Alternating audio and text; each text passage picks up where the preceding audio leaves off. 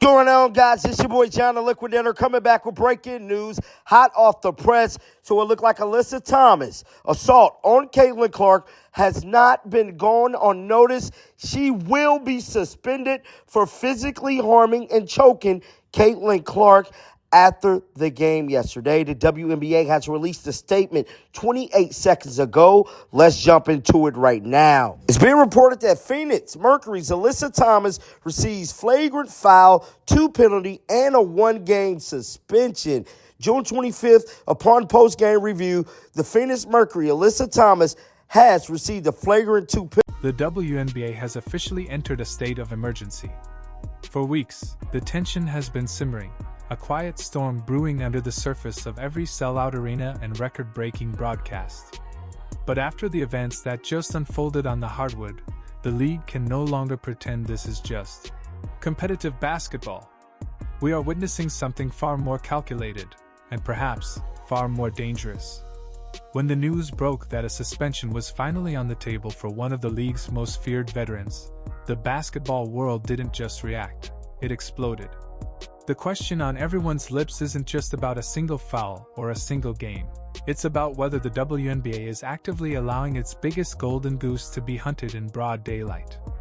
It all came to a head in a moment that felt less like a basketball play and more like a statement of intent. Alyssa Thomas, a player known for her undeniable grit and physicality, found herself at the center of a firestorm after a sequence that left fans in the arena gasping for air. As Caitlin Clark drove toward the basket, looking to do what she does best, the atmosphere shifted instantly. It wasn't just a block or a reach-in. It was a hard, deliberate contact to the throat and neck area, a move that in any other context might be described as an assault. The referees were forced to act, upgrading the call to a flagrant 2 and sending Thomas to the locker room. But the ejection was just the beginning. Rumors began to swirl almost immediately that the league office was under immense pressure to make an example out of this incident. The official statement, which seemed to drop out of thin air, hinted at a level of discipline we rarely see in this league. They called it reckless. They called it non-basketball. But for those who have been watching closely, they called it what it really was, the breaking point. But while the headlines were screaming about suspensions and flagrant fouls, a much darker narrative was developing on the Indiana Fever sideline. Viewers at home were baffled. Why was the generational talent, the woman who single-handedly brought millions of eyes to the sport, sitting on the bench during the most critical moments of the game? The benched narrative took off like wildfire. Critics were quick to point the finger at Coach Christie Sides, accusing her of sabotaging her own star or failing to manage the ego of a rookie. However, the truth hidden behind the bench is far more concerning than a simple coaching decision. If you look at the footage, the real footage from inside the arena, you see a different story. You see a young woman clutching her back, grimacing through every transition, and looking like she's carrying the weight of an entire organization on a fractured frame. There's a quiet whisper among those close to the team that Caitlin isn't just tired, she's hurt. And the fact that she has to keep playing through the pain just to keep the lights on for the league is a scandal in itself.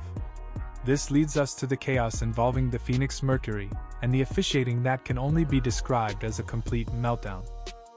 The game didn't just feel physical, it felt rigged against the very momentum the fans paid to see.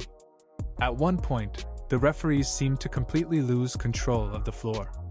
Aaliyah Boston, usually the calm and collected anchor of the Fever, was seen snapping at the officials in a way we've never witnessed before. She was going off, and for good reason. It felt like every time a Fever player breathed on an opponent, a whistle blew, but when Clark was being physically intimidated or redirected midair, the whistles stayed silent. The fans in the arena weren't just booing, they were witnessing the alteration of a game in real time. The officiating didn't just affect the score, it affected the safety of the players.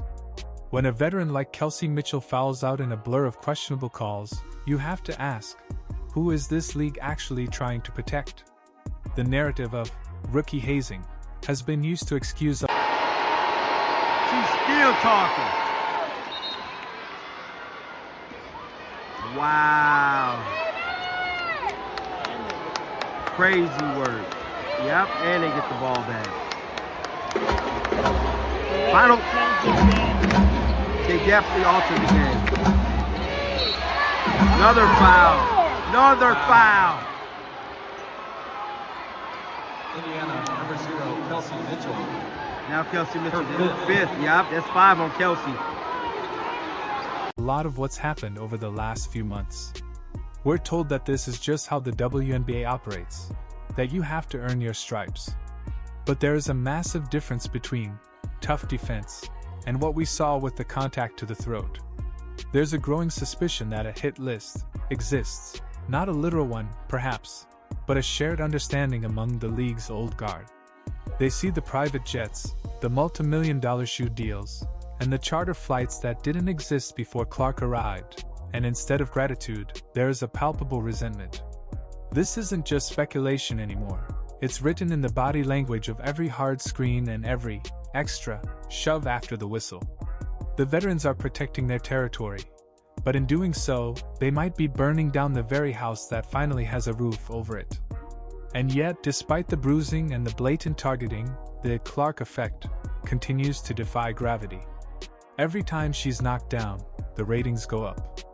Every time she's benched for an injury the team won't fully disclose, the ticket prices for the next game skyrocket. It's a bizarre, symbiotic relationship where the league's most polarizing figure is also its only lifeline. But how long can that last? If the league continues to allow players to, accidentally, make contact with her throat, or if they continue to let referees alter the outcome of games to favor the established stars, the fans will eventually walk away. They didn't tune in to see a star get. Next video.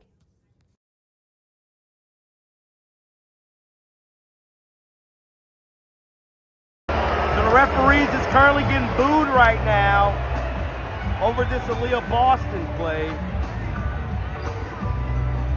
See, so us in the arena cannot hear what the ref is currently saying right now.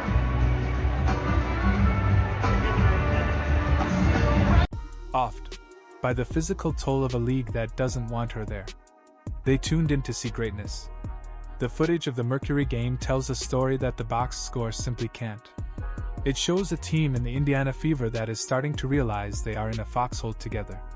When Boston stood up to those refs, it wasn't just about a foul call. It was about the fact that her teammate was being hunted. The locker room is beginning to solidify, but the external pressure is reaching a DMN near impossible level. There are whispers that the next few games will be the most hostile. Yet, as teams realize that the league is hesitant to hand out truly punishing suspensions.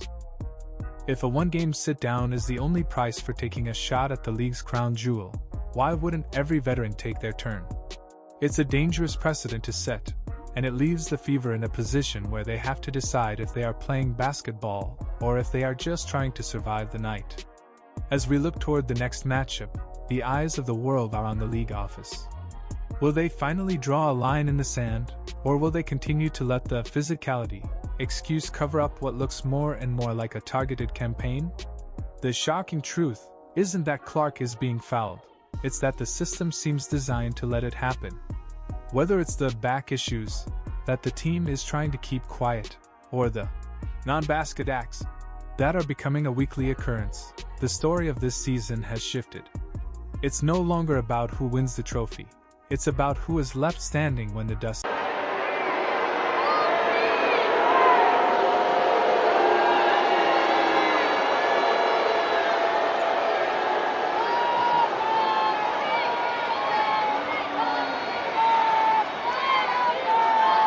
Stephanie White is talking to the ref.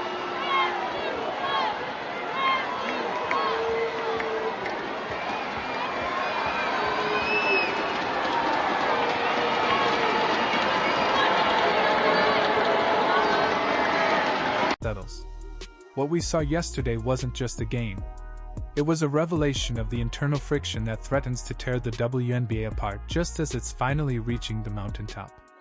If they don't protect the players who are bringing the fans through the doors, they might find themselves back in empty arenas sooner than they think. The suspension of a star veteran is a start, but it's a small bandage on a very deep wound. As the Fever move forward, Every step Caitlin Clark takes will be scrutinized, not just for its brilliance, but for the pain it clearly causes her. The world is watching, the refs are under the microscope, and the SHT is officially hitting the fan. In the end, we have to wonder if the price of this sudden fame is simply too high. Is the "welcome to the league" moment worth the risk of a career-ending injury? The fans have made their voices heard, and the boos in the arena spoke louder than any league statement ever could. We are witnessing the birth of a new era, but it's a bloody, bruised, and controversial delivery.